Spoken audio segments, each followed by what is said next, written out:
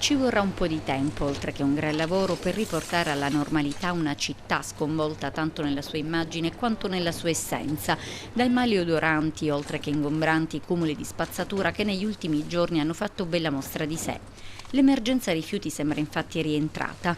Ritirati gli assegni delle somme spettanti, i lavoratori del raggruppamento delle imprese che si occupa della raccolta dei rifiuti, con tanto di mascherine e con tutte le precauzioni del caso, sono tornati al lavoro per riportare ordine, pulizia e decoro, partendo proprio dalle scuole, chiuse per 2 giorni, oggi e lunedì, con un'apposita ordinanza disposta dal sindaco Marco Zambuto per quella che viene definita una vera e propria emergenza igienico-ambientale.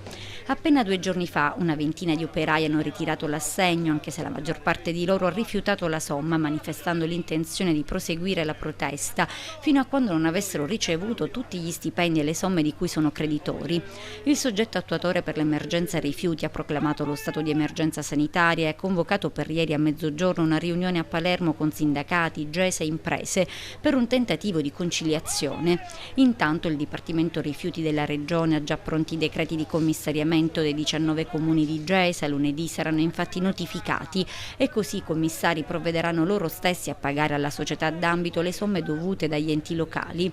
Avranno tempo fino al prossimo 22 settembre i comuni, ma soprattutto i commissari che sono stati insediati per sostituirsi ai consigli comunali inadempienti o che hanno bocciato le relative delibere. Entro quella data infatti dovranno essere approvati sia l'atto costitutivo che lo statuto. Solo così potrà finalmente essere sanata una situazione divenuta davvero insostenibile, alla luce anche degli altri debiti che Gesa non riesce a pagare proprio per l'insolvenza dei comuni.